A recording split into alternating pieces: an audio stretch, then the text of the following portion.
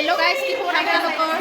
আমাৰ ইনষ্টিটিউটত মানে pre Bihu celebration হ'ব, তো সেইকাৰণে আমি বিহু প্ৰেক্টিচ কৰি আছোঁ। ইহঁতে ল'ৰা হ'ব, আমি ছোৱালী হ'ম, তো জৰা ডান্স কৰি আমি নাচোঁ। আৰু এইফালে চাব পাৰে, এইফালে ল'ৰা ডান্স প্ৰেক্টিচ কৰি আছে। এয়া মই লাইফত প্ৰথমবাৰ নাচিছোঁ, এইবাৰ ফাৰ্ষ্ট টাইম নাচিছোঁ। যিহেতু এইবাৰ আমাৰ লাষ্ট ইয়াৰ, সেইকাৰণে আমি সকলোৱে ইমান এনজয় কৰিম বুলি এয়া চাই থাকোঁ।